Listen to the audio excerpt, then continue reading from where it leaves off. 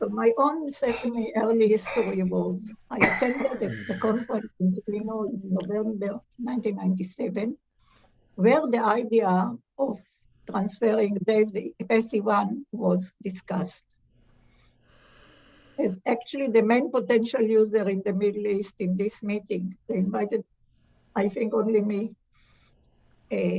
I was heavily interrogated by everybody. Later, I met several times with the three individuals who were trying hard to lift the BESI project, BESI-1 project. These are Herman, Winick, Foss, and Ernst Weihalter, which I call WVW for their names, to make it easy for me. Although I was thrilled with the idea, originally I opposed BESI-1. The idea was fantastic, but the energy limit did not match our scientific activity, mainly protein crystallography. At BESI-1, nobody did crystallography, surely not of proteins. And what was supposed to be the energy, not only limit, but also profile, did not meet what I thought that we need. So I wasn't really happy with that. But still, we went to look for location for it. And WVW came to Israel to look for possibilities in the Middle East, and I took them to Jerusalem East side, so they could see the complexity of the neighborhood. And you see that they are really interested in this. Anyway, after WVW came up with a feasible plan for upgrading the light source SE1, I became a strong supporter of it and made efforts to convince the Israeli and the Palestinian scientists to join. It was not easy. There were a lot of, let's call it, problems. Furthermore, at the same time, I was the director of the Israeli Center for Data Collection from Biological Crystals. It was in Jerusalem. And an offspring of this meeting was the opening of this facility to the Palestinian scientific community. So there was something good that happened even before BESI-1 became a SESAME. Taking care of the BESI story, of the whole story alone, was not easy. I really had to do everything alone because of the disbelief of the rest.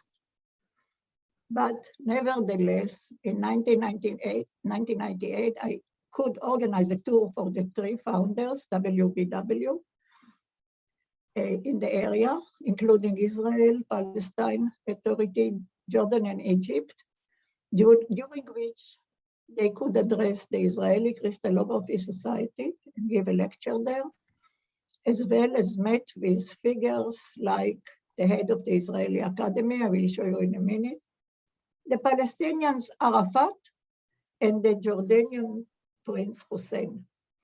About Arafat, I want to tell you a story without a slide.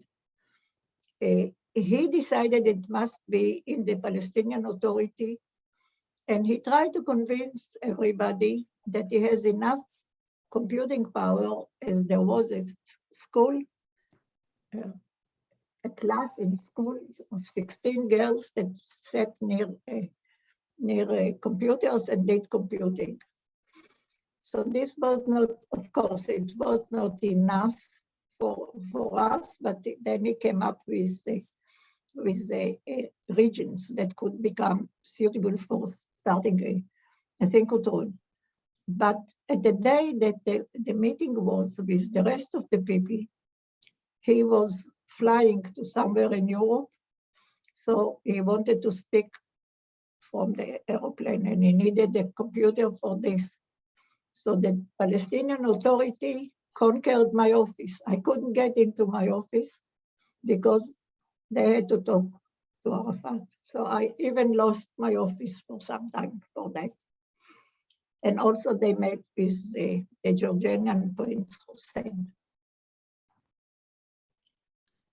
In 1998, there was already a meeting at Amman, and you can see here several figures that were involved, like Sergio Bakachiki that came from KK, myself, Samar Hasnin, Joel Sussman, also from the Weizmann, and Herman Winick.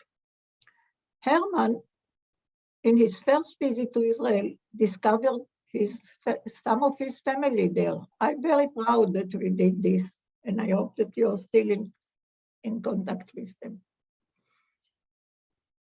3 years later, actually 4 years later, gas force from Daisy watched how Bessie 1 has been packed and put on a boat leaving Hamburg port to go to Aqaba. Daisy is in Hamburg, not so far from the port. So for him, it was an easy journey. But for the Berliners that lost Bessie 1, they couldn't see it leaving. Then the Israeli Academy was asked to sign a contract with SESAME. And Herwig Schopper came for that. He was at that time the director, and he came for that. And you can see here a newspaper announcement of the signature of this contract with the head of the Israeli Academy and the way that they think SESAME will look. And everything seemed to be fantastic. But there is here a little comment. It's in Hebrew, so I will translate it. I translated it to you. What's written here in this comment is the potential performance of SESAME for structural biology can be regarded as average, not better than this. It generates, it's generated beam. Its greatness is the possibility to reach it in 2-3 hours drive. It means Israelis will not have to go by flight as we had to go to everywhere else in the world. And flights were complicated. Usually the security didn't like people carrying crystals. They didn't like having ice or dry ice. And the flights were long and shaky. So this could be reached in 2-3 hours drive. Hence, many students could study using synchrotron radiation. And we were very excited about it. 2 years later, in 2004, SESAME was already a multinational synchrotron source under the construction near Amman, Jordan. And Israel was one of its funding members, not the biggest one. More money came from UNESCO, and then from the Japanese government and from European community. And so the ring energy was told to be 2.5 GeV as it is. The source for this beamline is 6-pole 70 superconducting Winick, which still produces spectrum with a critical energy of 29 keV and high flux extending well over 100 keV. Also, other things happened. For instance, we highly supported that young scientists will go to synchrotrons around the world to study how to operate them and how to measure on them. So here are three Israeli Arab students that went to NSLS for a fellowship to study how to perform research on synchrotron and also on SESAME. So in this way, the young generation, the beginning of young generation education started. And this happened in 2005. In 2009, there was a meeting in Petra in Jordan about the beamline in SESAME. And I met there with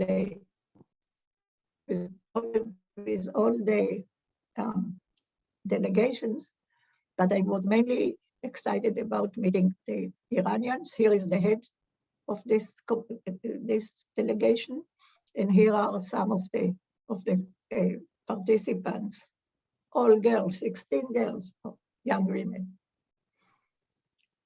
Then there were lots of others. I don't want to go one by one. The one in Turkey in 2010 is really impressive.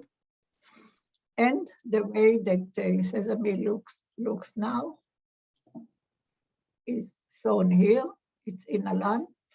Inside, it is really very well built. Also the outside. And I want to thank you. Just want to tell you that people laugh at me and say that I have ribosome in my head. And thank you very much.